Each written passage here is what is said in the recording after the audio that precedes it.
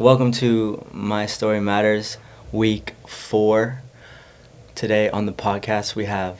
Yeah, I'm Gwyn Champlin, and I'm a worship apprentice here at Vanguard. I'm Amber Drake, and I'm a worship leader here. Yay. Sweet. So I actually approached you a while ago about being on the podcast because I wanted to hear kind of your story, because we both think you're cool and we want to hear your story. So with that being said, do you want to just tell us a little bit about your story at first?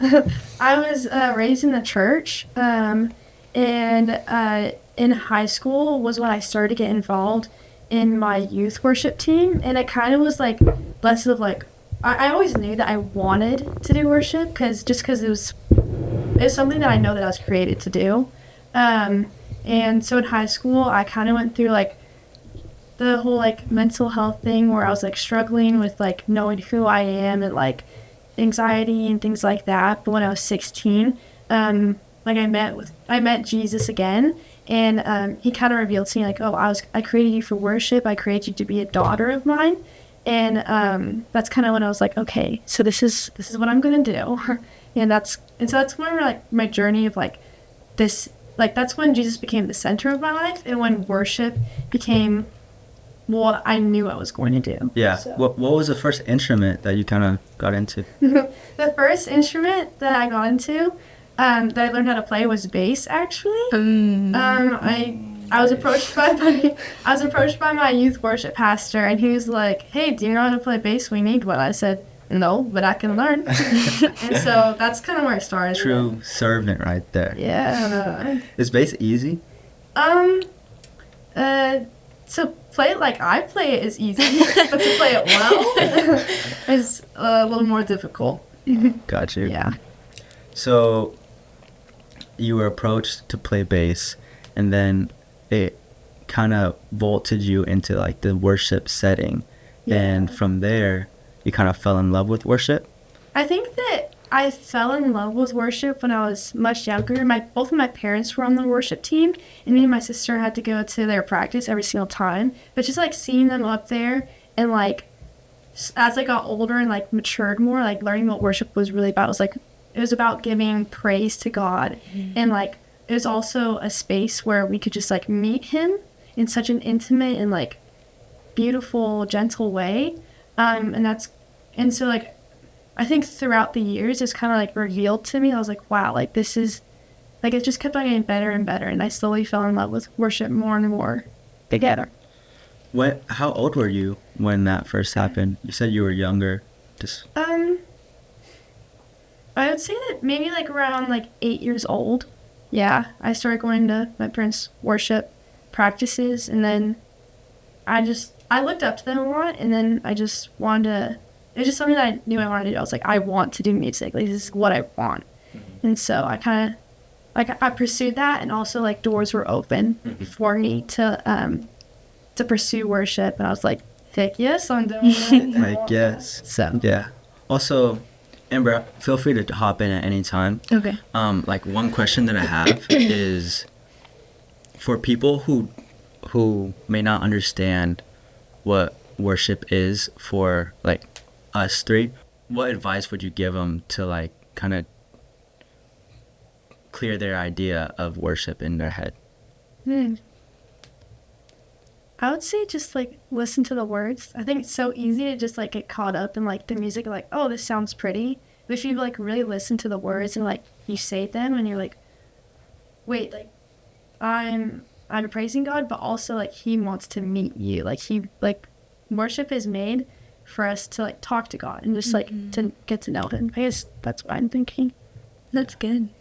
I think one of the most important things to get straight about worship is that it's not about us at all.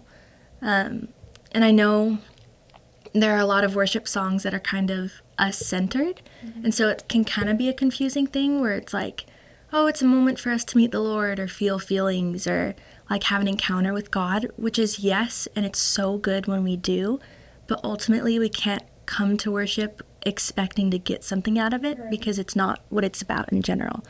And it's just meant to glorify the Lord out of love for him and because he's so worthy of it. And he's kind enough to give us that room where we can have experiences with him in worship, but that shouldn't be the standard of like good worship. Yeah. If that makes sense. Yeah, I 100% agree.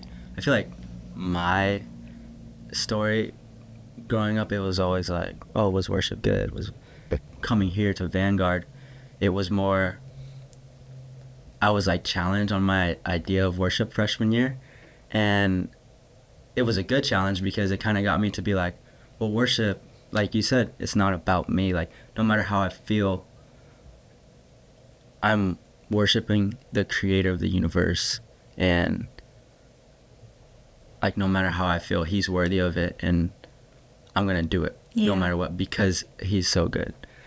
So thank you for that. You were telling me a little bit before kind of what you struggled with in high school.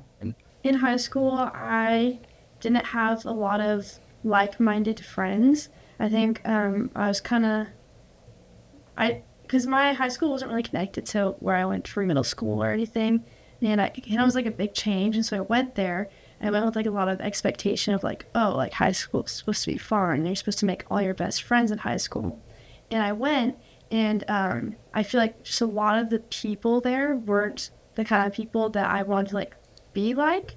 And also during this time, it was like when COVID first started. It happened my freshman year, and so like a lot of people were like went home, and like there's a lot of isolation. And then when we did come back in person, there's just so many like negative like things that were like talked about. Like people would say like, oh, I'm so dumb, oh, I'm stupid, I'm gonna kill myself, like kind of sarcastically. But also I don't think that people realize like the power that words have, especially when you like speak them over yourself, then they kind of like manifest and in the way that like they just like they start to happen, and like you start to believe it. And so a lot of my friends a lot of the people that I surrounded myself with were just like, oh, my life is horrible, I hate my family, and like I'm so dumb, those kind of things. And so I started to speak those things over myself, and so I kind of became what I was talking about. And I started to like develop a lot of anxiety, and I got really sad and like depressed, but I didn't really like talk about it or anything unless like people were joking about it, and I would joke about it too. But then when I was 16, I was baptized for the second time, and I was like, I don't even be baptized again. But then I really just felt like a heaviness that I had to be.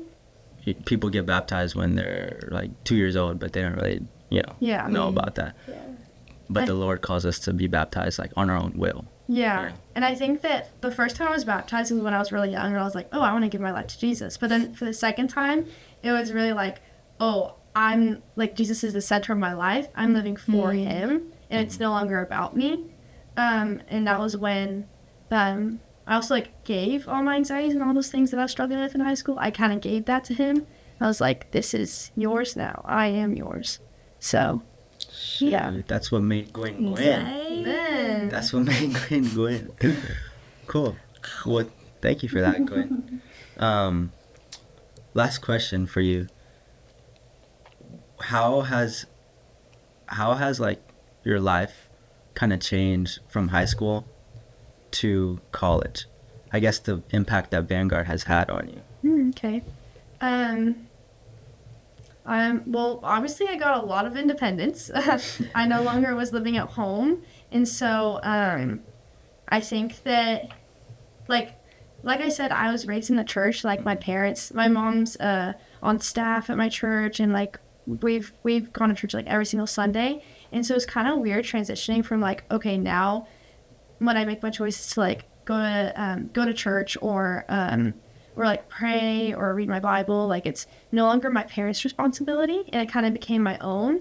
And I think that was a struggle because I struggle with self-discipline. And so it was a little difficult to like to keep pursuing him when it was so much easier back at home, because I had like my family that were also like pursuing him. And so like when I got to Vanguard, I would say that it became a little bit harder because I had to like do it on my own. But then also when I started to get really involved in like my community and like surround myself with the people that I have now who also love Jesus and they pursue him too, I think that that's what helped me a lot. And like just I think that going to Vanguard has challenged my faith, but also, like, I've grown so much in my faith too, and I've grown so much in like how I know Jesus and knowing how to pursue Him, and why I pursue Him. Mm. Yes, Sweet. That's so good. Yeah, that's super. I mean, if Vanguard heard that, I think they'd be proud. Like the poster child for Vanguard's advertisement. Yeah. Okay. Well, thank you for that, Gwyn. Amber,